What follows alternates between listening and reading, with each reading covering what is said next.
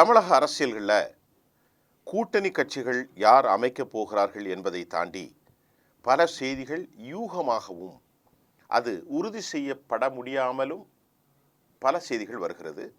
அந்த அடிப்படையில் தமிழக வெற்றி கழகத்தினுடைய துணை பொதுச் செயலாளர் தெளிவாக ஒரு விஷயத்தை சொல்லியிருக்கார். சமீப காலமாக பாரதிய ஜனதாவும் அதிமுகவுடைய கூட்டணிகளுக்கு பிறகு தொடர்ந்து மதசார்பற்ற கூட்டணியை திராவிட முன்னேற்றக் கழகம் தொடர்ந்து வைத்திருக்கிறது.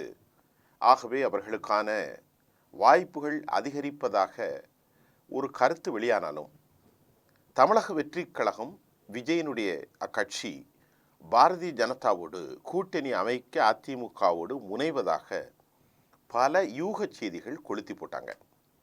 இது உண்மையிலேயே நம்பகத்தகுந்த செய்தியாக அல்ல என்றாலும் அதற்கு உறுதியான பதில் தவேகாவினுடைய துணை பொதுச் செயலாளர் சி.டி. நிர்மல்குமாரின் மூலம் வெளியாகி இருக்கிறது. அவர் என்ன சொல்றார் அப்படின்னு பார்த்தா, எங்களுடைய கொள்கை எதிரி பாரதிய ஜனதா, எங்களுடைய அரசியல் எதிரி திமுக. தவேகா கூட்டணிகளை இந்த ரெண்டு கட்சியோடும் எந்த நிலையிலும் நாங்கள் அமைக்க மாட்டோம். கொள்கையில் பேரறிஞர் அண்ணா, தந்தை பெரியார், சமநீதி, சமூக நீதி இதையெல்லாம் பார்க்கின்ற போது மதவாதத்திற்கு எதிரான பாஜகவோடு நாங்கள் எப்படி கூட்டணி அமைக்க முடியும் என்ற கேள்வியைத்தான் கொள்கை எதிரி பாஜக, அதே நிலையில் அரசியல் எதிரி திமுக என்பதை தவேகா தெளிவாக சி.டி. நிர்மல்குமார் தெரிவித்திருக்கிறார். ஏற்கனவே தவேகா தலைவர் இது குறித்து தெளிவாக கூறியிருப்பதாக கூறிய திரு நிர்மல்குமார், கூட்டணி குறித்து பிற கட்சிகள் பேசுவதை கருத்தில் எடுத்துக்கொள்ள வேண்டியது இல்லை என்றும், தேர்தல் கூட்டணி பற்றி உரிய நாளில் உரிய நேரத்தில் நடிகர் எமது கட்சியின் தலைவர் தவேகா தலைவர் விஜய் அறிவிப்பார் என்பதையும் கூட சி.டி. நிர்மல்குமார் உறுதிப்படுத்தி இருக்கிறார். தமிழக வெற்றி கழகம் 2026 சட்டமன்ற தேர்தலை இலக்காக கொண்டு தற்போது செயல்பட்டு வருவதாக கூறிய சி.டி. நிர்மல்குமார், தமிழக வெற்றி கழகத்தின் முக்கிய நிர்வாகியின் இந்த அறிவிப்பு தலைவர் விஜயின் கொள்கை நிலைப்பாட்டை மீண்டும் உறுதிப்படுத்தி உள்ளதாகவும் அக்கட்சி தெளிவுபடுத்தியிருக்கிறது. பாரதிய ஜனதாவை கொள்கை எதிரி என்றும் திமுகவை அரசியல் எதிரி என்றும் தமிழக வெற்றி கழகம் திரும்ப திரும்ப கூறி வருகிறது.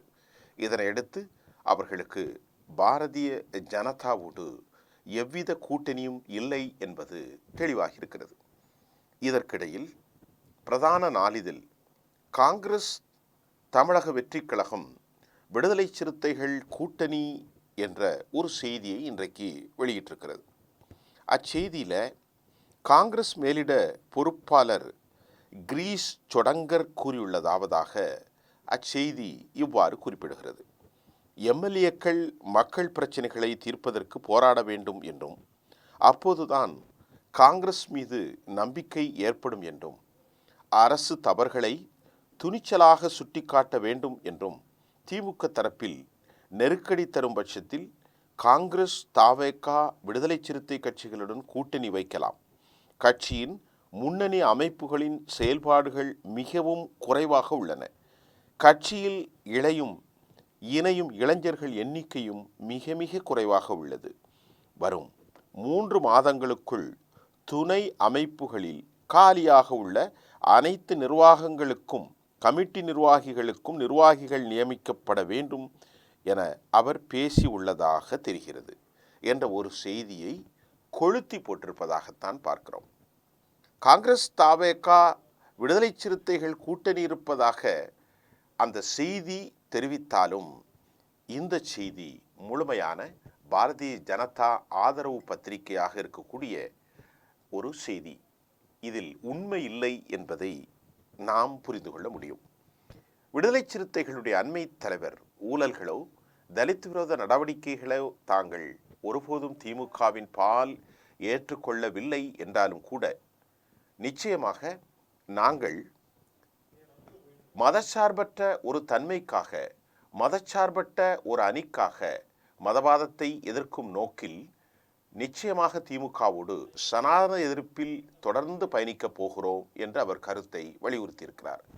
ஆகவே தமிழகத்தில் கிடைத்த செய்திகளின் கடைசியான செய்தி, தவேக வாக்கு சதவீதத்தை இதுவரை அவர்கள் உறுதிப்படுத்தவில்லை.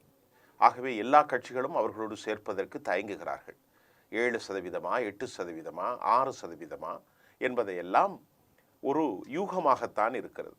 7-8% பெற்றால் அவர்களோடு இவர்கள் சேர்ந்தால் வெற்றி பெற முடியாது என்பதை திருமாவளவனும் காங்கிரஸும் மிக நன்கு உணர்ந்திருப்பதால் மதச்சார்பற்ற ஒரு அணியாக அவர்கள் இடதுசாரிகள், காங்கிரஸ், திராவிட முன்னேற்ற கழகம், விடுதலை சிறுத்தை கட்சிகள், கொங்கு அமைப்புகள், முஸ்லிம் அமைப்புகள் தொடர்ந்து பயணிப்பது என முடிவு செய்திருப்பதாகவும் செய்திகள் வெளியாகியிருக்கிறது.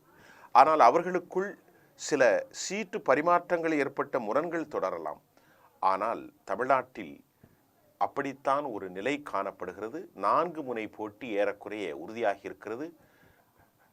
திமுக தலைமையில் ஒரு அணியும், அதிமுக தலைமை பாஜக மற்றொரு அணியாகவும், சீமான் 3வது அணியாகவும், 4வது அணியாக தங்களின் வாக்கை உறுதி செய்யக்கூடிய, தமிழ்நாட்டு மக்களுக்கு அறிவிக்கக்கூடிய நிலையில் சில சிறிய கட்சிகளோடு போட்டிட்டு தேர்தல் களத்தில் போட்டியிடுவதாக விஜய் முடிவு செய்திருக்கிறார். ஆகவே தமிழ்நாட்டில் 4 கட்சி கூட்டணிகள் உறுதியாகி இருப்பதாகவே செய்திகள் உறுதிப்படுத்துகிறது, சந்தேகமில்லாமல் என்பதுதான் இச்செய்தியினுடைய புரிதலும் பார்வையுமாக இருக்கிறது. நன்றி.